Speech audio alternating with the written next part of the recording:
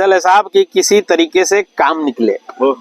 ठीक है, तो कल 4 लाइन कहा था कि रगड़ा जब भी गर्म पत्थरों को तो आग निकले। अच्छा। रगड़ा जब भी गर्म पत्थरों को तो आग निकले, करे ऐसा क्या कि हमारे पुराने दाग निकले।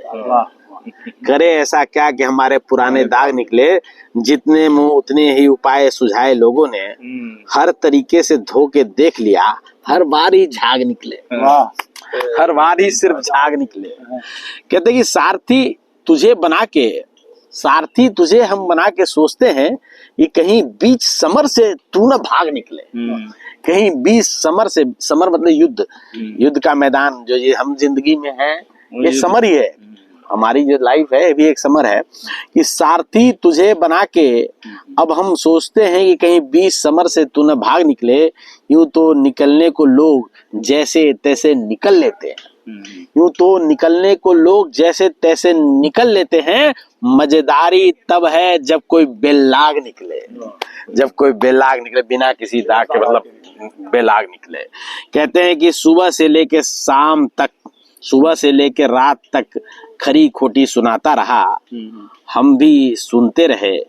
इस तरह से शायद उसका गुबार निकले। शायद इस तरह से शायद उसके दिल के गुबार निकले। और कहते हैं कि ठंडे पड़े लोगों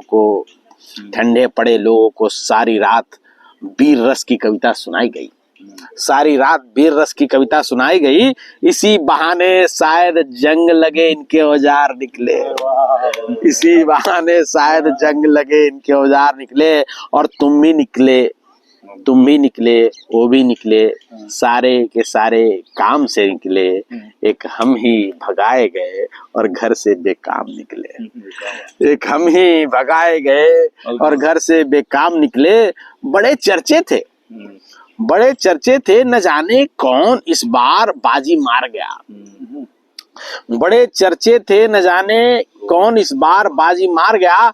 नामचीन बंगले वाले झांकते रहे और बाजीगर बेनाम निकले।